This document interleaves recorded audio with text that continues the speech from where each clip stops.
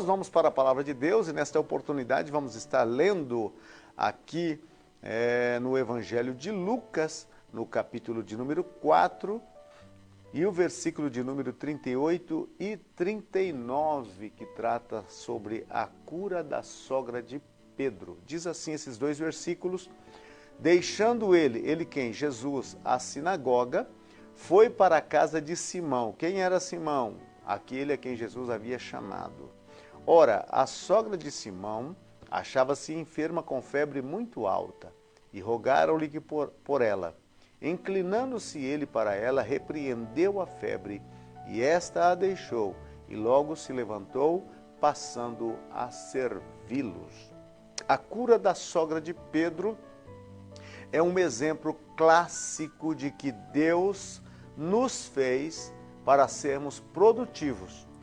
Deus, desde o princípio, tem por prioridade que nada venha deter a nossa marcha, que nada venha fazer com que nós paramos a nossa jornada. Jesus esteve na sinagoga, e na sinagoga ele não foi tão bem recebido, né? O pessoal lá em Nazaré, eles estavam bastante revoltados com Jesus, porque Jesus não fez ali muitos milagres. Primeiro pelo fato de que faltou fé. A Bíblia diz que Jesus ficou assustado pela grande incredulidade manifestada pelas pessoas que ali estavam na sinagoga. E ele então disse que não há profeta com menos honra a não ser aqueles que são compatrícios em sua casa, em sua cidade. E aí então ele desce para a casa de Pedro. Pedro é aquele pescador que Jesus havia encontrado em uma manhã frustrante, sem qualquer possibilidade de levar para sua casa o sustento devido a ter uma noite de fracasso de pesca. E Jesus anda pela praia e chega até onde está Pedro e entra no seu barco e prega a palavra. E depois diz a Pedro com seus amigos de pesca que lançasse a rede ao mar para pescar. E eles assim o fizeram e capturaram uma grande quantidade de peixe. Então Jesus vai até a casa da sogra de Pedro. E ali a sogra de Pedro se encontra em um estado de saúde precária. Devido ser a cidade ali onde eles moravam, segundo alguns historiadores, próximo do lago, uma região quente, então tinha muito pernilongo. E alguns dizem que esta febre era nada mais, nada menos que produzida por uma malária. A malária naquela época já existia. E ela está acamada, ela está febril, ela está com um problema sério de saúde. E essa questão da enfermidade acontece a todos, né? É difícil uma pessoa não estar passando por um momento desse de enfermidade. Uns podem estar com febre, outros podem estar aí em quarentena, né?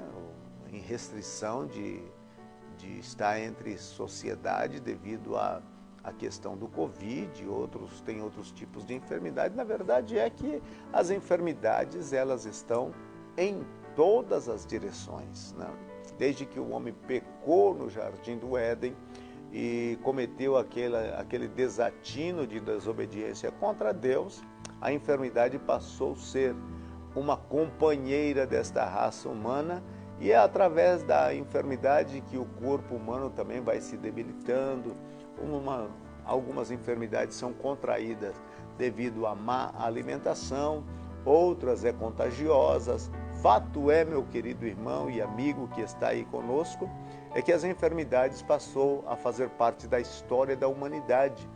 E muitas pessoas têm sido levadas à eternidade através destas enfermidades que hoje aí se apresentam, né? Nós temos enfermidades terríveis, algumas não têm cura, não têm nem cura.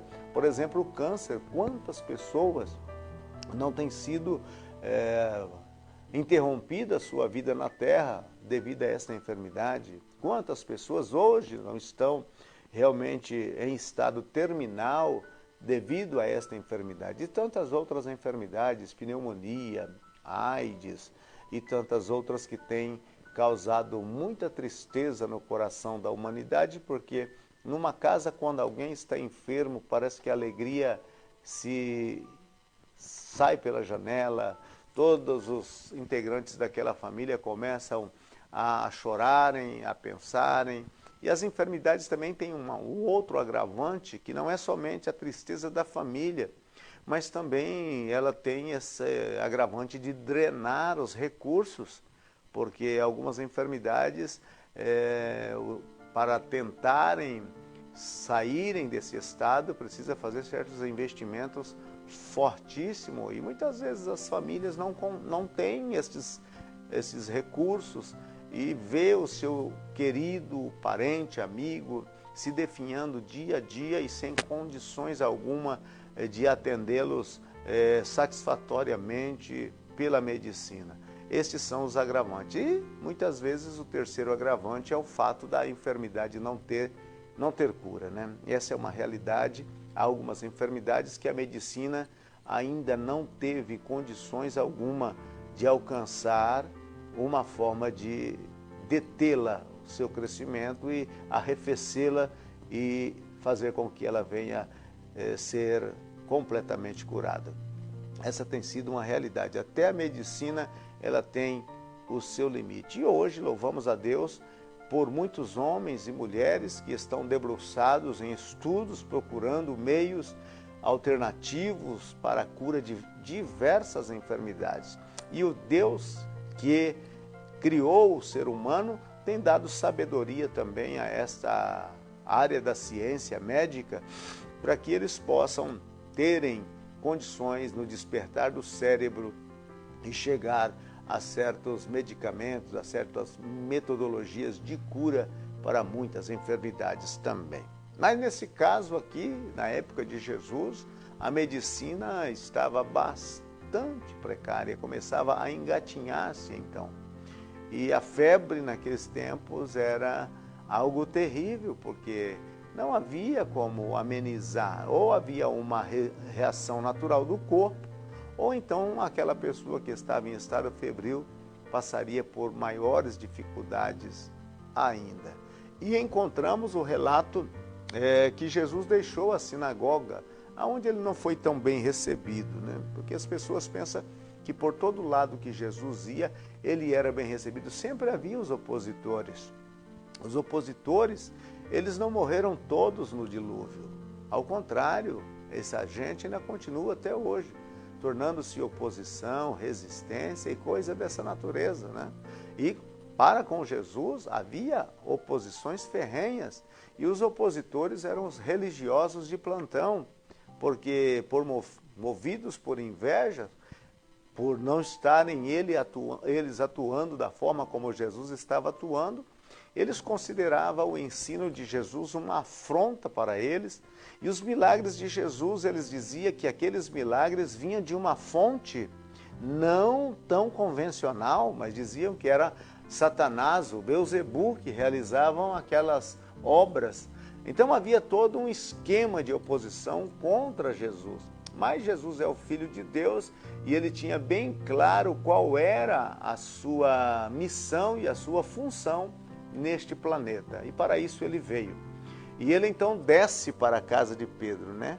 Foi para a casa de Simão Pedro, e quando chegou na casa de Simão Pedro, eu gosto dessa passagem que diz que ele foi para a casa de Simão Pedro. Significa que Jesus não era um ermitão que vivia ao esmo, sempre nos desertos, nos lugares solitários. Não, Jesus é um ser social, Jesus é um Deus social. Jesus é um Deus que vai na casa das pessoas, e hoje ele vai na tua casa, né? Hoje ele está na sua vida, no seu coração, na sua casa. Tem até um hino que nós cantamos sempre: entra na minha casa, entra na minha vida, assim por diante. Jesus é um ser social, ele sempre estava reunido em casas, em mesas com almoço, com jantares, ele passava por Betânia, onde se hospedava, degustava ali da saborosa comida feita por Marta. Então Jesus é este ser sociável.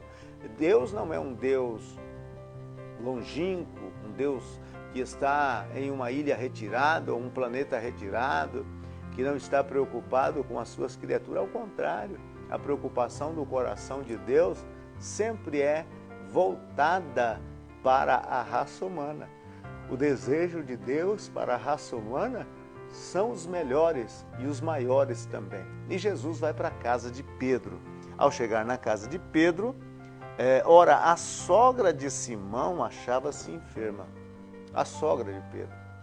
Então, se Pedro tinha uma sogra, logo Pedro foi casado. Cai por terra aquela tese de que o Pedro, apresentado por uma certa religião tradicional, dizendo que ele não era casado, passou por celibato, essa questão toda, cai por terra.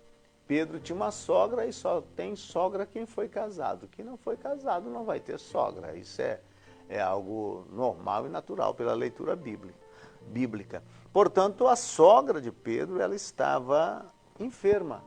E Lucas, por ele ser médico, ele já dá o seu diagnóstico. Não era simplesmente uma febre. Veja que Lucas coloca a pincelada da medicina, dizendo febre alta. Febre alta. Por ele ser médico, ele então coloca na expectativa ou na visão médica o estado clínico que se encontrava a sogra de Pedro. Ela estava com uma febre alta. Quando você diz uma febre alta, significa uma febre que requer cuidados imediatos. Febre alta, quando se passa de 39, 40, 41, 42, o paciente já num estado como esse, começa a delirar, começa a ter problemas sérios, mas muito sérios mesmo, que essa febre precisa abaixar, né? Mas Lucas disse que ela estava com uma febre alta. Era a enfermidade da sogra de Pedro. E ele disse também que os que estavam presentes, ou os que estavam ali fazendo a visita para a sogra de Pedro naquele momento, quando Jesus chega, a Bíblia disse que quando Jesus chega, aqueles que estavam ali rogaram por ela. E disseram: Senhor Jesus, a nossa amiga, a sogra de Pedro, está com febre alta. O Senhor pode curá-la deste mal. Como é bom a gente ter pessoas que rogam por nós diante de Jesus. Porque nos momentos da vida, momentos de enfermidades, de problemas, de lutas, de portas fechadas, quando a gente não consegue ver qualquer solução presente, ter alguém que nos manda uma mensagem de texto ou um áudio dizendo: estou rogando a Deus por você, estou orando por você, estou pedindo para Deus entrar com providência em favor da sua vida. Como é bom ter essas pessoas que rogam por nós. E saiba disso, tem pessoas que nesta hora estão orando por você, orando por aqueles que nem conhecem a Deus, que não têm qualquer intimidade ou qualquer acercamento a Deus. E ainda há pessoas que ainda estão orando. Quantos jovens que hoje estão enveredados por caminhos da droga, por caminhos da perdição, e seus pais, seus amigos que conhecem a Deus, estão rogando por ele, colocando ele diante de Deus através da oração. E esta é uma das práticas do cristianismo, orar em favor daqueles que necessitam. Aqui estão os amigos que estão ali presentes, visitando a sogra de Pedro, rogando por ele, rogando por ela diante de Jesus, dizendo: Senhor, ajuda ela, cura ela, restaura a saúde dela. E Jesus atende este pedido, porque Jesus atende a oração, Jesus atende o clamor, atende o rogo. E você, quem sabe, está perguntando: mas se ele atende, por que não me atendeu ainda? O atender de Jesus, ele vai em 3 direções, que eu preciso esclarecer para você. Todas as orações feitas a Deus em nome de Jesus, elas são ouvidas. Porém, a resposta nem sempre vem da forma como a gente quer. Pedir, a gente pede. Ouvir, Deus ouve. Agora, responder, muitas vezes não é da forma que Deus assim o determina. Por exemplo, há uma forma que Deus determina. Você roga, você pede, e o Senhor Deus imediatamente atende essa oração. O Senhor Deus imediatamente envia a solução, como foi no caso aqui, para com a sogra de Pedro. Mas existe aquela oração que você pede, você roga, e não é o tempo de ser atendida. Não é o tempo, simplesmente. Tem coisas que você está pedindo hoje, que quem sabe vai acontecer com você daqui 10 anos, daqui 15 anos na frente. E você disse, poxa, mas eu me lembro que tempos atrás eu estava orando por isso.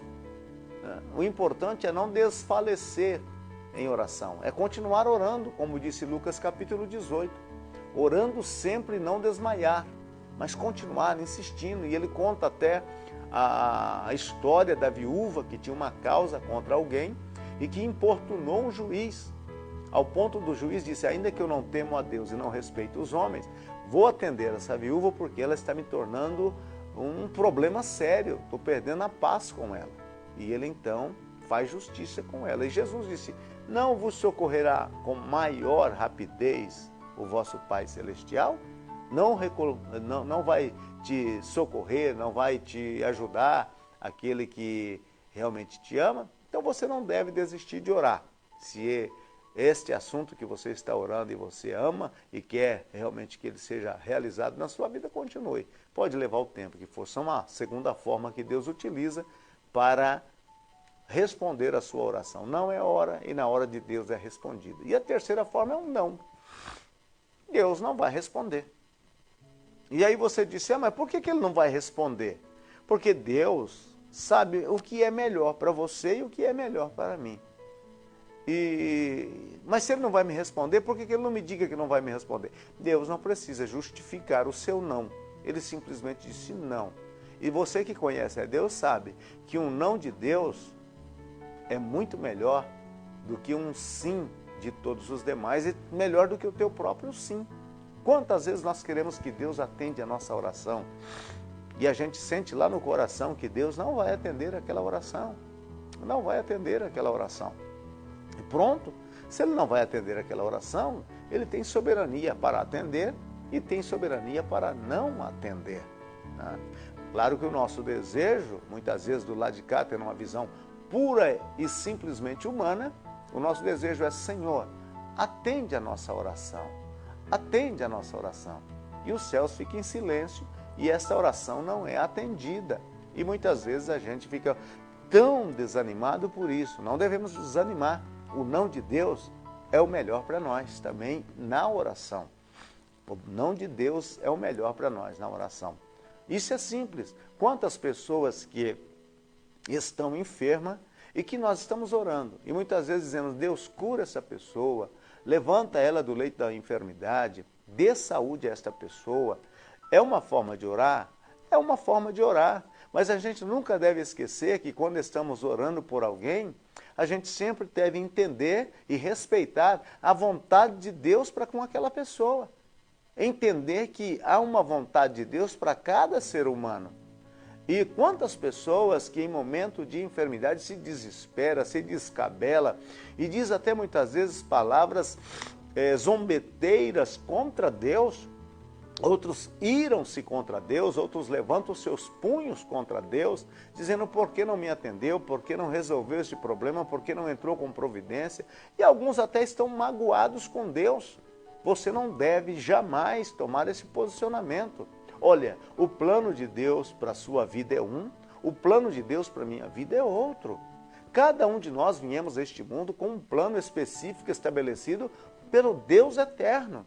Então o que nós temos que orar? Pedir a Deus que cure, mas também dizer, Senhor, faça dentro da tua vontade. Se a tua vontade for isso, então o Senhor faça. Mas eu deixo livre para que a tua vontade possa realmente operar na vida deste meu amigo, na vida dessa minha amiga e na minha própria vida. Esta é a realidade. Nós rogamos e devemos respeitar também a vontade de Deus através da oração. E a coisa madura orar desta forma: Senhor, o meu desejo é que o Senhor cure esta pessoa, liberta, levante ela do leito da enfermidade. Eu estou fazendo conforme o Senhor tem ordenado através da sua palavra. Porão as mãos sobre os enfermos, orarão pelos enfermos, levantarão os mortos. Foi tudo isso que o Senhor autorizou a gente fazer, e eu estou fazendo isso no nome de Jesus. Mas eu também entendo, Senhor, que há uma vontade superior da tua parte, e que dentro da tua vontade o Senhor faça, porque quando o Senhor faz a tua vontade, é o melhor para cada um de nós. Este deve ser a nossa oração. Então você que está aí, quem sabe está triste porque vê um ente querido enfermo e até agora não foi curado, vê outro ente querido que partiu para a eternidade e está triste, pensativo, e muitas vezes até está com pensamentos, com o coração magoado, triste com Deus, vai dobrar o seu joelho e vai orar a Deus e se sente triste e começa a dizer para Deus: por que o Senhor não fez isso? Por que o Senhor não curou? Por que o Senhor ceifou essa vida? Por que o Senhor levou? Não se esqueça, essas pessoas não são nossas. Nós não somos proprietários delas. Não sou proprietário da minha mãe, não sou proprietário do meu pai, não sou proprietário do meu filho, da minha filha, do meu neto, não. Essas pessoas pertencem a Deus. Essas pessoas são de Deus. E Deus tem um propósito na vida de cada uma delas. E se aconteceu delas ter ido, é porque foi Deus que assim o determinou. E se elas foram porque chegou o momento delas irem. E o que devemos fazer? Claro que dói o coração a separação, claro que a gente fica triste por separar, mas jamais a gente deve deixar que nasça no nosso coração raiz de amargura, raiz de tristeza, por uma oração que não foi respondida, por uma situação semelhante a essa que eu venho aqui falando. Não devemos ficar tristes com Deus, ao contrário, agradecer a Ele pela vida, pelo tempo que desfrutamos da amizade daquela pessoa, que amamos, que abraçamos, que sorrimos, que choramos, que vivemos e convivemos. Isso é o mais importante da vida. E muitas vezes a gente olha hoje no aspecto geral da sociedade e a gente vê tantas pessoas com raiva de Deus, pessoas com ressentimento contra Deus, com raiz de amargura contra Deus, simplesmente porque Deus não atendeu um pedido, porque a vontade de Deus era prioritária. Na oração você deve entender isso, que a vontade de Deus, ela está por cima da minha vontade. O desejo de Deus está por cima do meu desejo. E eu oro, e eu peço, porém eu tenho que entender que a vontade de Deus sempre é melhor. E entender isso é a coisa mais extraordinária que nós podemos ter na vida. Então, meu querido irmão, naquele momento, rogaram por ela.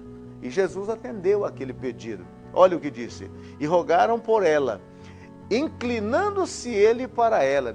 Jesus se abaixou. Ali você vê que Jesus está em pé. Provavelmente a sogra de Pedro está numa maca embaixo, no chão, e Jesus se inclinou para ela. É o Deus que se inclina para atender a necessidade daquele que está enfermo. Ele pode se inclinar em direção à sua vida hoje.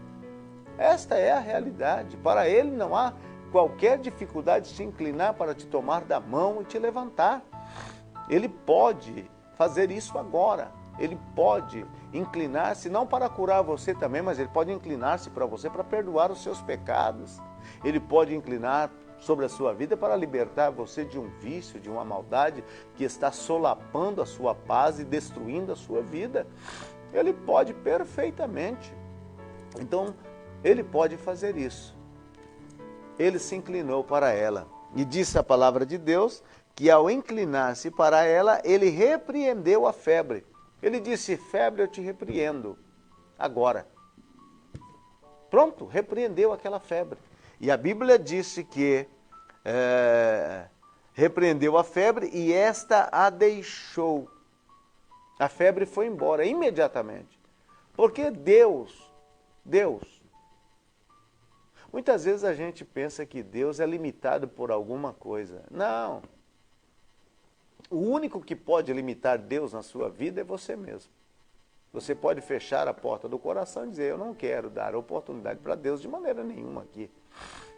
Mas isso não impede de Deus atuar na sua vida, ainda que você não queira. Por exemplo, uma pessoa que não quer saber de Deus em absolutamente nada. Mas Deus continua atuando na vida dela. O alimento que ela come, você pensa o quê? Veio da onde?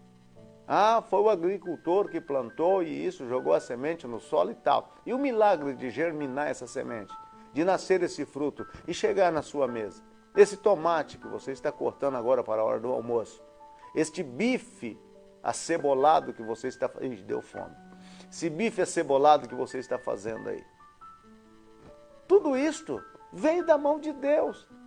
Por mais que a pessoa não quer Deus, não quer saber de Deus, essa pessoa está sendo agraciada e abençoada por Deus. E se essa pessoa tiver, por exemplo, uma roça e ele não quer saber de Deus, ele não quer de maneira nenhuma saber de Deus, mas isso não significa que Deus não vai mandar chuva lá naquele roçado, e quem manda chuva é Deus. O sol que brilha também não é para essa pessoa que não quer saber de Deus, é para essa pessoa também. Então, por mais que a pessoa rejeite a Deus, Deus não deixa de atuar em seu favor. Deus é esse Deus de amor. Ele te ama, ainda que você não o queira, ainda que você o rejeite, ainda que você zombe dele, ainda que você dê as costas a ele, ainda que você levante as mãos com punhos cerrados, dizendo todo tipo de impropérios contra ele, ele te ama, continua te amando, continua te amando. Jesus disse, eu estou à porta e bato. Ele continua batendo na porta do seu coração, até mesmo na hora da morte, nos últimos momentos da sua vida. Quantos não tiveram a oportunidade de, na hora da morte, no último momento, reconhecerem a Deus, abraçarem a Deus e entrar a eternidade adentro, abraçado de Jesus? Então, Ele te ama e Ele se inclina em direção a todos nós. Inclina-se em direção a você. Jesus disse, o homem, por mais afanoso que seja, ele não consegue colocar um palmo na sua estatura. Isso é um milagre, é o sobrenatural de Deus. E se inclinou sobre ela, né? A febre o deixou, e logo ela se levantou e passando a servi-los. Olha aqui. Jesus tira aquela mulher de um estado de neutralidade, de um estado de prostração, para servir. Para servir. Então Jesus faz isso com um objetivo. É o que Ele vai fazer com você. Sempre Ele faz com um objetivo. Qual é o objetivo da cura para a sogra de Pedro? Para que ela pudesse seguir a vida servindo. Mais à frente ela morre, e essa é uma realidade. Mas Jesus sempre entra com um propósito perfeito na sua vida para você continuar servindo, para continuar sendo útil, para continuar sendo uma pessoa operosa, uma pessoa que realmente faz as coisas. Ele quer fazer isso com você. Quem sabe um estado paralisante tomou conta de você. Hoje o Senhor se inclina sobre você para fazer com que sua vida comece a movimentar, comece a desenvolver e comece a ser criativo em servir.